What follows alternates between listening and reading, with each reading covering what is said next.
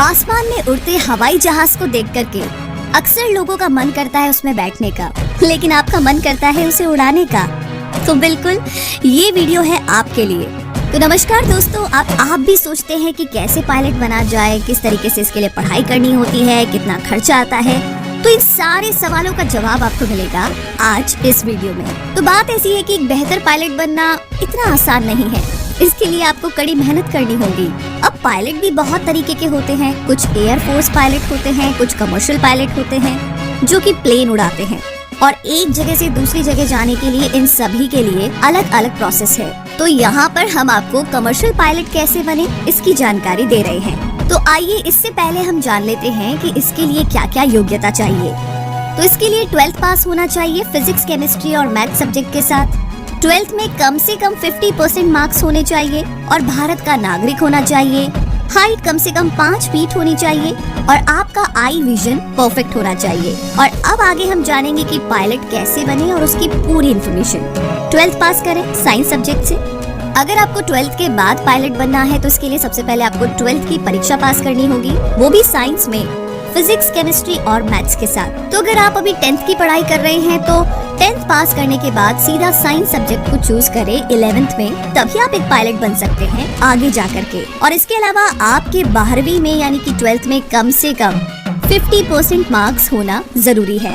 12th पास करें science subject से, 12th में 50% मार्क्स लाए और अंग्रेजी भाषा सीखे और इसे बेहतर बनाए।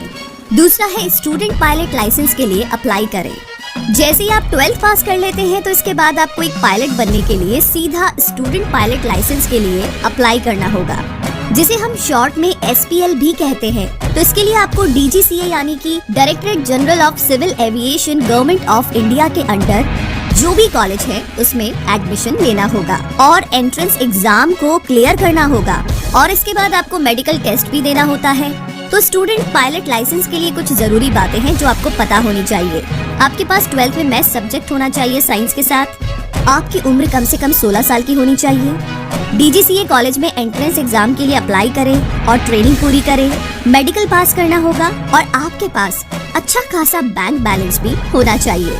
तीसरा है अब प्राइवेट पायलट लाइसेंस के लिए अप्लाई करें। जैसे ही SPL क्लियर करें, इसके बाद अब आपको प्राइवेट पायलट लाइसेंस के लिए अप्लाई करना होगा, जिसे हम PPL भी कहते हैं। तो यहाँ पर भी आपको एग्जाम देना होगा और अपनी पायलट बनने की ट्रेनिंग को पूरा करना होगा, और ये है दूसरा स्टेप। पायलट बनने के लिए तो SPL सर्टिफिकेट के बाद आपको PPL का सर्टिफिकेट चाहिए ही होगा, और ये थोड़ा मुश्किल होगा।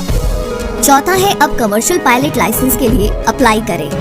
जैसे ही SPL और PPL की ट्रेनिंग पूरी कर लेते हैं तो इसके बाद अब आपको सीधा डायरेक्ट एक कमर्शियल पायलट बनने के लिए कमर्शियल पायलट लाइसेंस के लिए अप्लाई करना होगा, जिसे हम CPL भी कहते हैं। इसमें भी आपको कुछ एग्जाम देने होते हैं, कुछ टेस्ट पास करने होते हैं। जैसे ही आप इस एग्जाम को भी क्लियर कर लेते हैं तो इसके बाद आप एक कमर्शियल पायलट कहलाते हैं।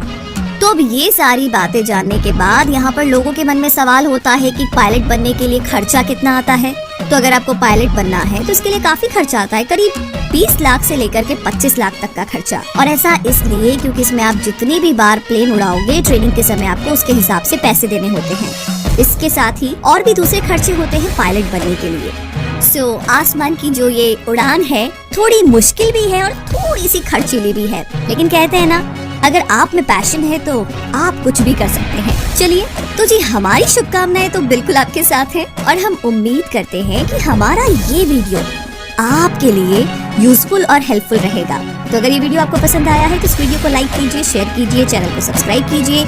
लेटेस्ट वीडियो अपडेट के लिए बेल आइकन को प्रेस करना बिल्कुल ना भूलें, और इस वीडियो को देखने के लिए बहुत सारा धन्यवाद।